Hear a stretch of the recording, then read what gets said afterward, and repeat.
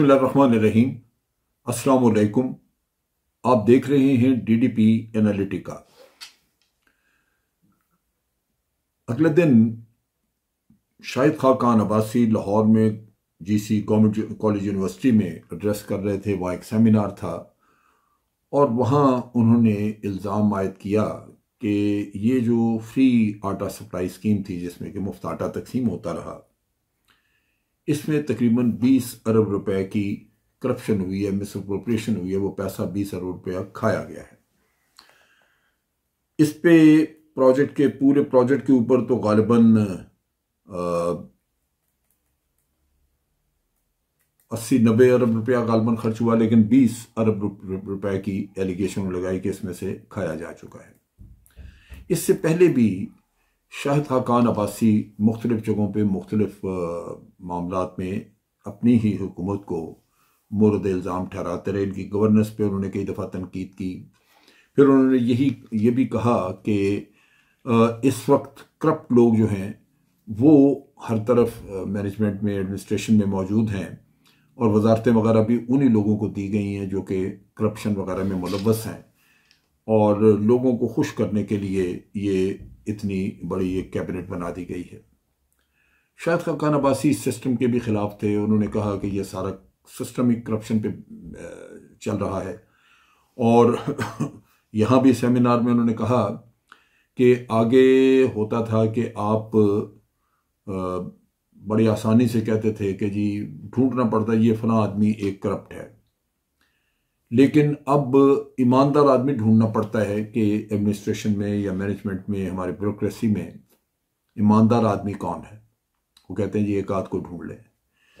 सो ये उन्होंने इल्ज़ामात आयद किए, कता नज़र इसके कि ये एक इंतहाई इंसानियत के ख़िलाफ़ स्कीम थी फ्री आटा वाली, क्योंकि इसने भिखारी जिस तरह मांगते हैं उस तरह लोगों को लाइनों में लगा के और वो बांटा। लेकिन उसके साथ साथ इस स्कीम में बहुत सारे लोगों की जानें भी गईं, मिसमैनेजमेंट थी, लोग ज़ख्मी हुए, बेहोश हुए, और कई तो बेचारे अपनी जान गंवा बैठे वो 10-12 केजी आटा के लिए। अब ये कहा यह गया कि जी आटा तकसीम किया जा रहा है रमज़ान के महीने में, रमज़ान के लिए। वो आटा तो खाया गया, ख़त्म हो गया। गरीब की गुर्बत कैसे दूर होगी, वो उसको ज़िंदगी उसकी इस महंगाई के दौर में कैसे गुजरेगी, उस पर कोई तवज्जो नहीं। और एक स्कीम चल रही है, जैसे इन्होंने बेनज़ीर इनकम सपोर्ट स्कीम का नाम रखा हुआ है। तजवीज़ थी कि उसके ज़रिए लोगों को कैश दे दिया जाए बजाय इसके कि उनको आटा तकसीम किया जाए, लेकिन वो भी ना हुआ।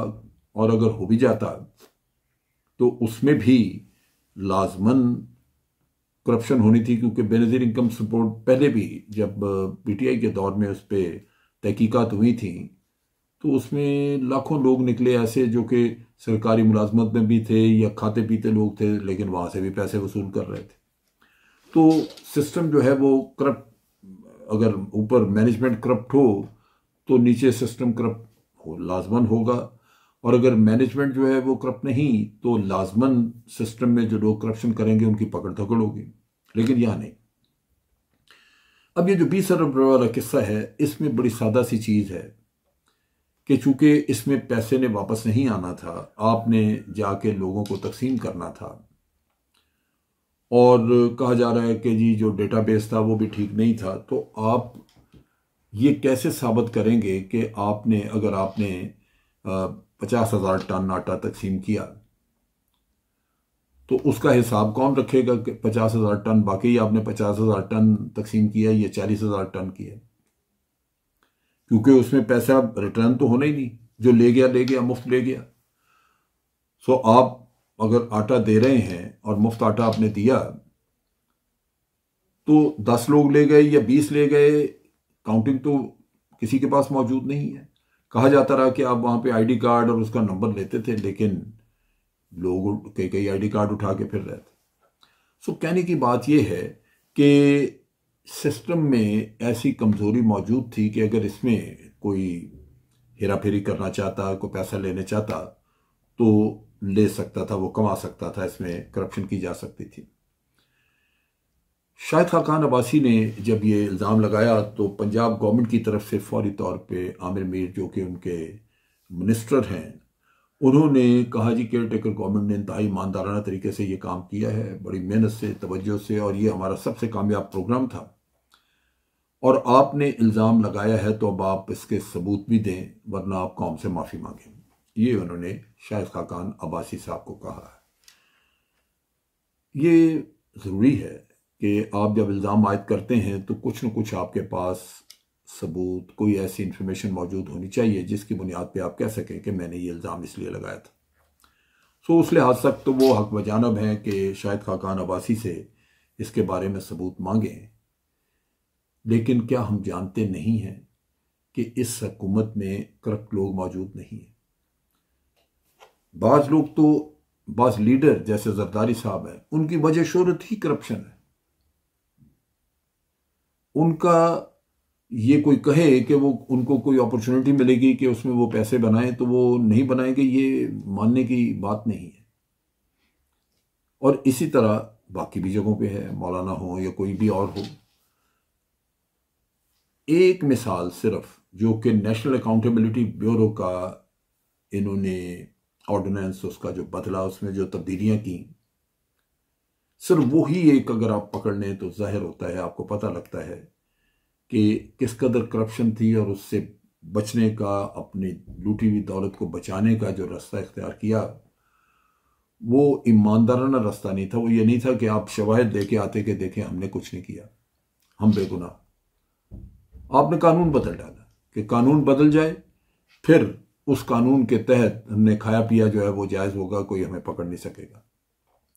तो उसी से अंदाज़ा किया जा सकता है कि सिस्टम में ईमानदारी है कितनी। बहुत सारा इशू इस वक्त ये है कि हुकूमत का सारा फोकस एक तरफ है कि आपने जिस तरह भी हो इमरान खान को सियासत से बाहर रखना है, इलेक्शन हमने नहीं कराने। चुनाचे बाकी जगहों पे क्या हो रहा है, नीचे लेवल पे क्या हो रहा है, ये इसकी तो किसी को खबर नहीं। कभी हुकूमत बदली तो चीज़ें खुलने लगेंगी, सामने आएंगी तो पता चलेगा कि इस सिस्टम में किस कदर करप्शन हुई है। जब 2 या 3 पार्टियों की एक अलायंस होती है और एक कोलिशन गवर्नमेंट बनती है तो उसमें मसाइल होते हैं कि आप करप्शन नहीं रोक सकते क्योंकि जो छोटे पार्टनर्स हैं वो अपना काम जारी रखते हैं। लेकिन यहां तो 13 पार्टियां हैं। सिर्फ इसी से अंदाजा कर लें कि आपने 85 मिनिस्टर बनाए हैं और वो मिनिस्टर कोई काम भी नहीं कर रहे, उनकी कोई अफादियत नहीं, तो क्या ये करप्शन नहीं है कि आप किसी से काम ले नहीं रहे या उसकी ज़रूरत भी नहीं है, आप उसको ओहदा दे के तमाम सहूलतें और सब कुछ आप उसको मुहैया कर रहे हैं। तो बुनियादी तौर पे आपने कोलिशन को इकट्ठा रखने के लिए सबको खुश किया। ये भी एक करप्शन है कि आप उनकी जेबों में डाल रहे हैं, उनको मज़े करा रहे हैं, लेकिन ना उसकी ज़रूरत थी ना वो काम कर रहे हैं। नतीजा ये कि रियासत को थूक लगा रहे हैं आप लोग। तो मैं समझता हूं कि शाहिद खाकान अब्बासी साहब का जो इल्ज़ाम है, सबूत वगैरह तो चले उन्हीं के पास होंगे, एक जिम्मेदार आदमी है, उन्होंने एक इल्ज़ाम लगाया, लेकिन ये इल्ज़ाम बिल्कुल ऐसे हटाया भी नहीं जा सकता, इसको ऐसे ब्रश असाइड भी नहीं किया जा सकता, क्योंकि जो हुकूमत है उसके ऊपर इल्ज़ामात एक नहीं सैकड़ों की तादाद में। लिहाजा अगर कोई ये कहे कि बिल्कुल इसमें कोई करप्शन नहीं हुई तो वो भी आदमी बात तस्लीम नहीं कर सकता, और ये भी हो सकता है कि 20 अरब की ना हो, इससे ज़्यादा हो या इससे कम हो। अब तक के लिए इतना ही। अफवाज पाकिस्तान जिंदाबाद, पाकिस्तान पाइंदाबाद।